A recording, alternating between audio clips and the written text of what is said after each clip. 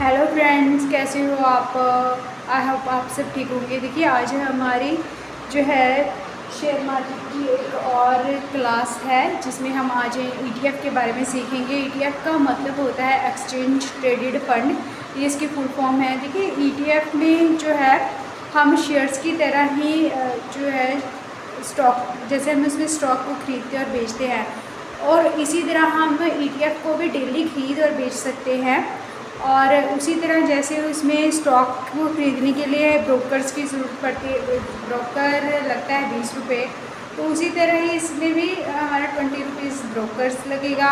और डिटेल में अगर हम सीखें कि ETF क्या है, तो देखिए ETF में कोई एक कंपनी नहीं होती। ETF में भी बहुत अलग अलग तरह की कंपनीज़ होती हैं, जैसे कि म्यूचुअल फंड में अलग अलग तरह की कंपनीज़ होती हैं।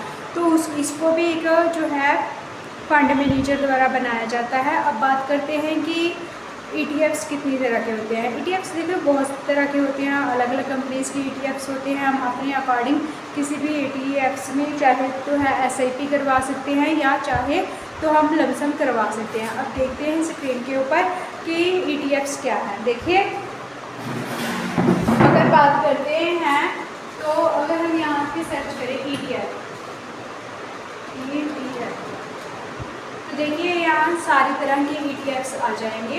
देखिए यहाँ पे ऑल ETFs आ गया। तो अगर हम देखें कि NSE, ये सारे NSE के ETFs हो गए। जैसे कि जो ETFs होते हैं वो इंडेक्स के ETFs भी होते हैं, जैसे निफ्टी 50, बैंक निफ्टी, सेंसेक्स, यानी जो जो कंपनीज निफ्टी में है। मतलब अगर हमने मान लीजिए निफ्टी में अपनी कोई इन्वेस्टमेंट करनी है तो वो हम सीधा जो है निफ्टी को तो बाई नहीं कर सकते, इसीलिए निफ्टी में इन्वेस्टमेंट करने के लिए हम उसके ETF में इन्वेस्टमेंट करते हैं। जैसे जैसे निफ्टी बढ़ता है तो उसका ETF ऑब्वियस है कि उसमें ग्रो होगी ही होगी। अब देखते हैं हम स्क्रीन के ऊपर कि ETFs जो हैं कितनी तरह के होते हैं और अब तक उन्होंने क्या क्या रिटर्न्स हमें प्रोवाइड की है। तो देखिए ये जो ETF है ये NSE इंडेक्स के ETFs हैं। मतलब ये सारे NSE इंडेक्स के ETFs हैं। ये देखिए, ये SBI है, ये निफ्टी 20 है, ICIC है, ये निपॉन इंडिया ETFs है, बैंक्स का है। जो मैं जैसे कि मैंने बोला कि बैंक निफ्टी में अगर हम इन्वेस्टमेंट करना चाहते हैं तो उसको निपॉन इंडिया ETF में हम इसमें अपनी इन्वेस्टमेंट कर सकते हैं। ठीक है, इस तरह लगभग बहुत सारे ETFs हैं। तो अगर हम इसमें निफ्टी 50 लगा लीजिए, अब हम इसको खोलते हैं। देखिए अब सेम है, लेकिन देखिए अगर हम रिटर्न की बात करें तो इसमें जो है रिटर्न इंडेक्स के कंपैरिजन से ज़्यादा मिलता है। अगर मान लीजिए हमने निफ्टी है, निफ्टी ने अगर मान लीजिए कल की अगर हम एग्जांपल दें, और आज क्या है 28 जून 2025 है, और 28 जून 2025 से पहले क्या था, फ्राइडे था 27 जून को 2025 को, जो हमारी आप खुद भी चेक कर सकते हो, जो हमारी निफ्टी थी, हमारी निफ्टी ने जो रिटर्न दिया था 0.35% दिया था। और लेकिन हमारी जो उसकी ETFs है, ETFs ने आप देख सकते हो 0.55 की रिटर्न दिया लगभग, यानी उससे डबल की रिटर्न दिया। लेकिन हम डबल तो हर बार एक्सेप्ट नहीं कर सकते, लेकिन उससे बढ़िया रिटर्न देता है। जितना कि निफ्टी चलती है उससे ज़्यादा रिटर्न हमें एक दिन में इसमें मिल जाता है। अगर हम हर बार की बात करें तो देखिए आप स्क्रीन के ऊपर देख लीजिए, अगर हम निफ्टी की बात करते हैं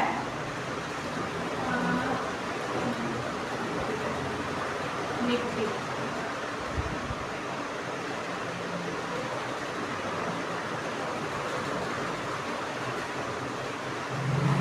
अगर हम ऐसा करते हैं कि हम यहाँ पे दो चार्ट लगा देते हैं, आप खुद कंपेयर कर लेना। हम एक साइड निफ्टी का चार्ट लगा देते हैं और एक साइड निफ्टी 20 का, यानी उसके ETF का चार्ट लगा देते हैं। ये तो हमारे पास आ गया, देखिए निफ्टी का चार्ट, ठीक है। और ये हमारे पास है निफ्टी 20 का, यानी उसके ETF का चार्ट। देखिए ये लगभग सेम ही है, हमने इसको 1 मंथ पे कर रखा है। और अगर हम इसको इसकी रिटर्न की बात करें बात ही लगा लीजिए। कल की रिटर्न की बात करें तो कल देखिए 1 डे में इसने 0.35% की रिटर्न दी थी। और अगर हम यहीं पे इसके ETF की बात करें कि इसके ETF ने कितनी रिटर्न दी थी, तो देखिए इसके ETF ने जो थी वो रिटर्न दी थी 0.55। ये इसकी 1 डे की रिटर्न है। ठीक है, अब आपने समझ ही गए होंगे कि हमें ETFs में इन्वेस्टमेंट करके कितना ज़्यादा फायदा है। बिकॉज देखिए एक इंडेक्स है, कभी भी वो ज़ीरो नहीं हो सकता, उसी तरह उसका ETF भी कभी ज़ीरो नहीं हो सकता। ये बहुत बढ़िया एक हमारे पास अपॉर्चुनिटी है कि हम इंडिया की टॉप 50 कंपनीज़ में मतलब कि अपनी इन्वेस्टमेंट कर सकते हैं। या और कौन कौन सी ETF है हम चलिए देख लेते हैं।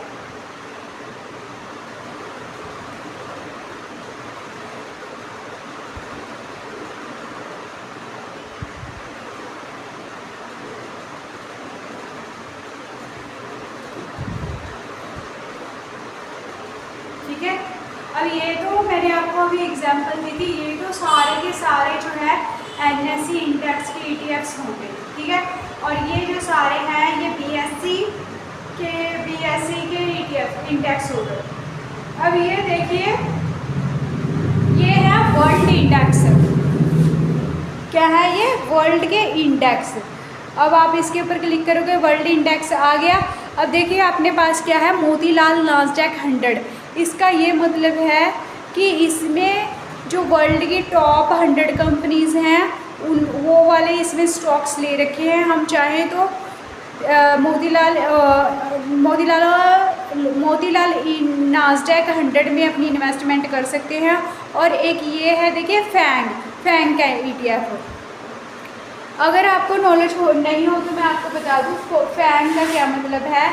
फैंग का मतलब है कि वर्ल्ड की top 100 companies like F for Facebook, Amazon, Netflix और गूगल्स, ये हमारे वर्ल्ड की पूरे की टॉप 4 कंपनीज़ हैं। अगर हम इन टॉप 4 कंपनीज़ में अपनी इन्वेस्टमेंट करना चाहें तो हम यहाँ से उसका ETF बाय कर सकते हैं। ठीक है, अगर हम बात करें हैंगसेंग बीज, हम हैंगसेंग बीज यानी चाइना के इंडेक्स में भी हम इन्वेस्टमेंट कर सकते हैं। अब देखिए, अब यहाँ से हम देखते हैं कि इन्होंने अब तक हमें कितनी कितनी रिटर्न प्रोवाइड की है। देखिए गाइस, अगर आपको बता दूँ मैं कि जो हमारा मेन मोटिव है शेयर मार्केट में आने का, वो हमें क्या अट्रैक्ट करती है? हमें अट्रैक्ट करती है इसकी ROI। ठीक है, हम अगर इंट्राडे भी कर रहे हैं, हम अगर FNO भी कर रहे हैं तो भी हम इतनी रिटर्न गेन नहीं कर सकते हैं। हमें कभी लॉस हो गया, कभी प्रॉफिट हो गया, तो हमें क्या करना है, हमें जो उसमें से मान लीजिए प्रॉफिट होता है उसको हम किसी भी इंडेक्स में या किसी भी ETF में, किसी म्यूचुअल फंड में अपनी इन्वेस्टमेंट ज़रूर करा देनी चाहिए। ठीक है, ताकि हमारी इनकम है वो मल्टीपल टाइम से ग्रो हो सके। ठीक है, तो अगर हम बात करते हैं कि अब तक इन्होंने कितनी रिटर्न दी है, तो अगर हम मोतीलाल नास्डैक 100 की बात करें, देखिए इसकी कल की रिटर्न है 0.95%, यानी एक दिन के लिए लगभग 1% के लगभग बढ़ गया। और अगर हम अब तक की इसकी बात करें तो इसने 3 इयर्स में कितनी रिटर्न दी है? 3 इयर्स में इसने दी है 97.28%। ठीक है, और अगर हम इसकी 5 इयर्स की बात करें तो लगभग इसने 153% की रिटर्न हमें प्रोवाइड की है। ठीक है, और इसी तरह अगर हम फैंग की बात करें तो फैंग ने अभी तक हमें कितनी, ये जो फैंग का ETF है, ये लगभग अभी बना है। हम टर्मिनल के ऊपर जाकर देख सकते हैं कि कितना पुराना ETF है।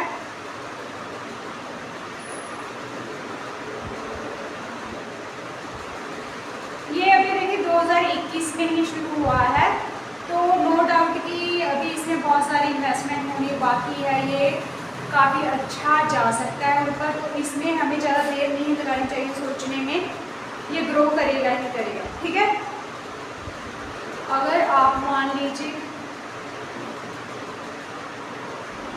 इसमें इन्वेस्टमेंट करना चाहते हैं तो हम इसका ETF बाय कर सकते हैं। अब बात करते हैं कि और कौन कौन से ETFs हैं। देखिए अभी हमने वर्ल्ड के इंडेक्सेस के बारे में बात करी, NSE इंडेक्सेस, BSE इंडेक्सेस। अब बात करते हैं गोल्ड के ETF। देखिए अब दो तरह के गोल्ड होते हैं, एक तो होता है फिजिकल गोल्ड जैसे हमारे ऑर्नामेंट्स हैं, हम किसी की शादी ब्याह के लिए या वैसे भी हम ज्वेलरीज वगैरह पहनते हैं जो हमें एक फिजिकल फॉर्म में दिखाई देता है, उसको हम फिजिकल गोल्ड बोलते हैं। लेकिन क्या होता है कि अभी डिज़ाइन चेंज होते हैं, उसके मेकिंग चार्जेस वगैरह के ऊपर हमारे काफ़ी अलग से एक्स्ट्रा चार्जेस लग जाते हैं। लेकिन अगर हम इन्वेस्टमेंट के माध्यम से देखें तो हम डिजिटल गोल्ड बाई कर सकते हैं। अब डिजिटल गोल्ड कैसे बाई करना है, हम उसमें इन्वेस्टमेंट कर सकते हैं, हम उसमें पैसे लगा के छोड़ दीजिए, आपके डे बाई डे ग्रो होंगे ही होंगे, ठीक है। तो इसके जो गोल्ड के ETFs हैं वो भी अलग अलग कंपनी के गोल्ड के ETFs हैं। अगर हम बात करते हैं कि निपॉन इंडिया का देखिए ETF गोल्ड है, इसकी देखिए ज़्यादा प्राइस भी नहीं है, लगभग 80 के प्राइस पे इसका प्राइस अभी रन कर रहा है।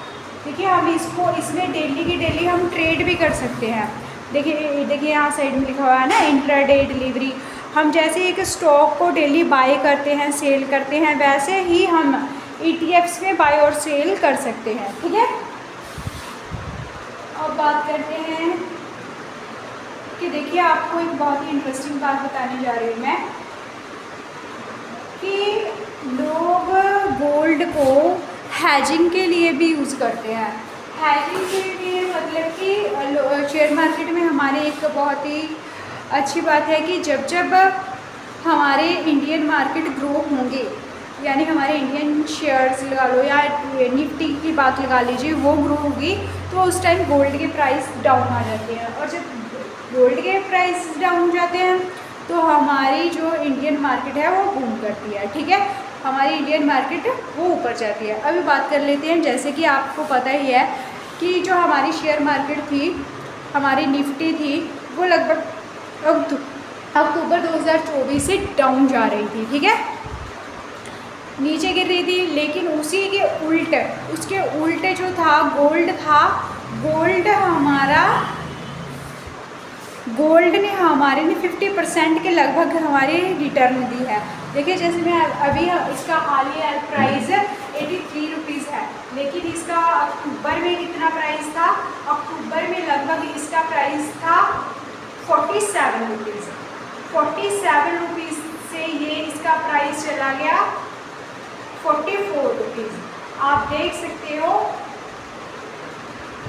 इस टाइम पीरियड में, यानी 2020 से लेके 2023 तक, यानी जब शेयर मार्केट ने एक बहुत ही अच्छी रिटर्न हमें प्रोवाइड की थी, ठीक है।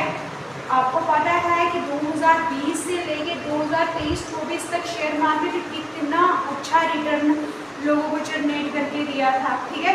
लेकिन उस टाइम जब शेयर मार्केट बूम कर रही थी तो गोल्ड ने हमें कोई भी रिटर्न अच्छी नहीं दी थी, ठीक है।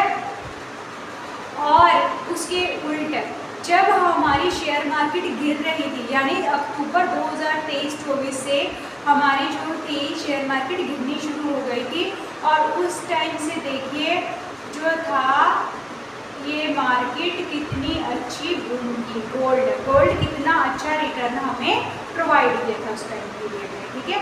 अब देख लेते हैं निफ्टी को। ये देखिए निफ्टी थी जो अक्टूबर में गिर रही थी, ये देखिए अक्टूबर में निफ्टी हमारी गिर रही थी, तो निफ्टी जब गिर रही थी तब गोल्ड बढ़ रहा था, ठीक है।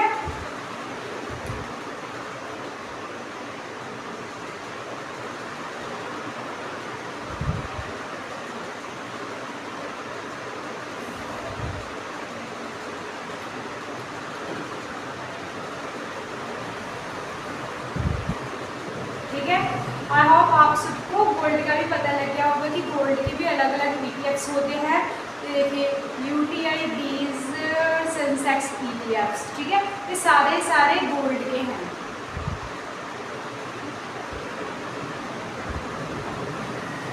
अगर हम बात करें कि इसके सिमिलर्स हैं, जो ये सारे सिमिलर्स हैं, मतलब गोल्ड का एक का तो 1500 के लगभग भी प्राइस है, यानी ये जो निपॉन इंडिया का है अभी इसकी वैल्यू लगभग 80 रुपीज़ है। तो नो डाउट एक अच्छा, हमें अगर हम वैल्यूएबल चीज़ भी देखें तो हमें एक अच्छी प्राइस के ऊपर ये मिल रहा है। आप चाहो तो ये अपनी इसमें इन्वेस्टमेंट कर सकते हो। एक होता है डेप्ट, ठीक है।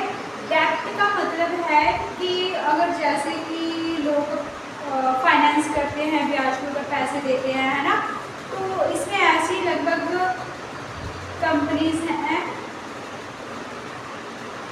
और आप चाहो तो डेप्ट के ETFs में भी ले सकते हो, ठीक है।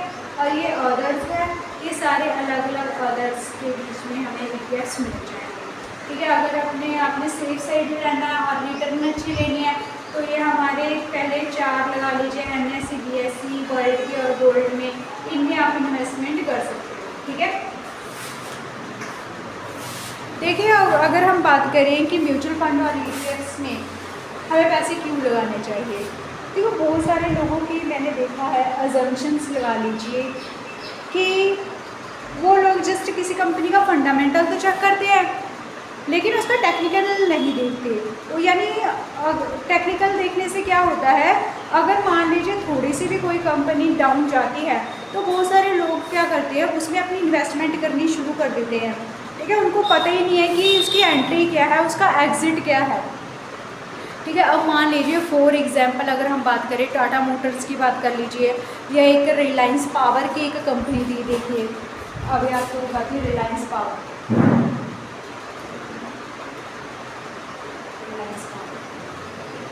ठीक है।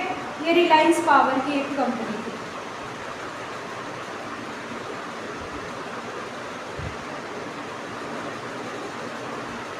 ठीक है।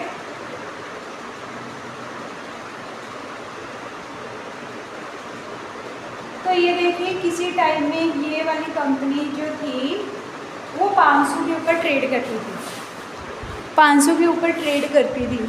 लेकिन ये एक देखो, ये अगर हम इसके फंडामेंटल की बात करें तो एक नाम से ही लगा लीजिए कि रिलायंस की कंपनी है, कि अच्छे पर्सन की ये कंपनी है, तो लोगों ने अगर जस्ट नाम को देखकर उसमें अट्रैक्ट होकर अपनी इन्वेस्टमेंट कर दी होगी, है ना। और बहुत सारे लोग होते हैं कि गिरती हुई मार्केट में, मतलब अगर लगा लीजिए कोई स्टॉक थोड़ा सा अभी करेक्ट हुआ तो उन्होंने ये सोच लिया कि भाई इसका प्राइस डाउन हो गया, इसमें हम अपनी इन्वेस्टमेंट कर देते हैं। लेकिन ऐसा बिल्कुल भी नहीं करना दोस्तों। एक बहुत बड़ी एग्जांपल है आपके सामने, कभी भी गिरती हुई मार्केट के बीच में हमें इन्वेस्टमेंट नहीं करना, क्योंकि हमें नहीं पता कि वो स्टॉक कहाँ तक जाएगा, गिरता हुआ स्टॉक आखिरकार कहाँ तक जाएगा, वी डोंट नो, ठीक है। और अब देखिए, और ये वाला स्टॉक था 500 रुपये से लेकर -1 रुपीज़ तक चला गया। सर आप लोगों के पास, सबके पास लगभग फ़ोन है ही, फ़ोन है, लैपटॉप है, आप खुद चेक कर सकते हो कि जो रिलायंस पावर का स्टॉक का प्राइस था वो -1 प्राइस के ऊपर भी चला गया था, ठीक है। तो अगर मान लीजिए इसमें किसी बंदे ने अपनी इन्वेस्टमेंट की होगी तो उसकी इन्वेस्टमेंट तो लगभग आपकी स्वाहा ही हो गई होगी, ठीक है। तो ये एक फॉर एग्ज़ाम्पल है कि हमें भी किसी भी कंपनी के का फंडामेंटल भी देखना चाहिए और टेक्निकल भी देखना चाहिए, ठीक है, कि उसका चार्ट क्या होता है। लेकिन अभी एक दूसरी एग्जांपल हम लेते हैं टाटा मोटर्स की, ठीक है। और टाटा मोटर्स में भी देख लीजिए कि हमारा ये शेयर का प्राइस 1200 रुपये से लेकर लगभग 500 रुपये तक आ चुका है, ठीक है। अगर कोई बंदा ये अगर ये सोचे कि ये भाई 200 रुपये क्रैक हो गया, 300 रुपये क्रैक हो गया कि अब हम इसमें इन्वेस्टमेंट कर रहे हैं, तो ऐसी गलती बिल्कुल भी नहीं करनी है। अब बात करते हैं कि हमें ETF और म्यूचुअल फंड में क्यों इन्वेस्टमेंट करना चाहिए। देखो म्यूचुअल फंड की तो चलो अगर हम एक्सेप्टेड लगा लें कि रिटर्न उसकी तो लगभग हो जाएगी 20% की लगा लो रिटर्न होगी।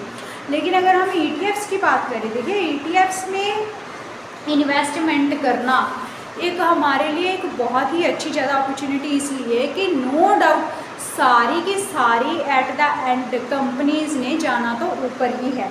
इसमें क्या होता है कि जो बैड परफॉर्मेंस की कंपनीज होती हैं उसको फंड मैनेजर खुद या खुद आउट कर देता है, या लगा लो अगर हम निफ्टी में भी बात कर रहे हैं, कोई कंपनी बैड परफॉर्मेंस करेगी भी तो वो उसको खुद रिप्लेस कर दिया जाएगा अच्छी आने वाली कंपनी से। तो हमारी टेंशन तो बिल्कुल ख़त्म हो गई। हमें बार बार ये देखने की ज़रूरत बिल्कुल नहीं है कि कौन सा स्टॉक अच्छा परफॉर्म करेगा, कौन सा स्टॉक बुरा करेगा। हमारी जो इन्वेस्टमेंट है अच्छी कंपनीज़ में ही हो जाएगी। देर सवेर एट द एंड हमें एक अच्छी रिटर्न्स उसमें मिल ही जाएगी। ठीक है, तो हमने अभी देखा था कि लगभग अभी तक जो निफ्टी 50 निपॉन इंडिया निफ्टी 50 20 था उसने लगभग 3000% की रिटर्न अभी तक दी है अगर हम ऑल पे करें। और अगर हम करें बात उसकी 5 ईयर्स की, 5 ईयर्स के बीच में भी उसने लगभग 300% की रिटर्न की हमें ROE जनरेट करके दी है। जो मुझे नहीं लगता कि किसी भी स्टॉक में हमारे पास इतना पेशेंस है कि हम उसके बीच में अपनी होल्डिंग्स बना कर रखें। हमें एक लगभग ये होता है, कई बार ऐसा होता है कि बहुत सारे लोग क्या करते हैं कि उन्हें ये समझ में नहीं आता कि उसमें कब एंट्री लेनी है और कब उसमें से एग्ज़िट लेना है। तो आई होप कि आपको अभी तक की ETFs की सारी स्टोरी समझ में आ गई होगी और ये भी पता लग गया होगा कि कौन कौन से ETFs होते हैं और ETFs में इन्वेस्टमेंट करना हमारे लिए कितना कोई यूज़फुल है। अगर आपको ऐसी वीडियोस और चाहिए तो आप कमेंट में ज़रूर लिखना। और अगर आपको ये वीडियो अच्छी लगी और आप चाहते हो कि मैं ऐसा ही वीडियो एक और बनाऊं तो प्लीज़ मुझे कमेंट में ज़रूर बताना। Thank you, Radhe Radhe. और चैनल को सब्सक्राइब ज़रूर कर लेना।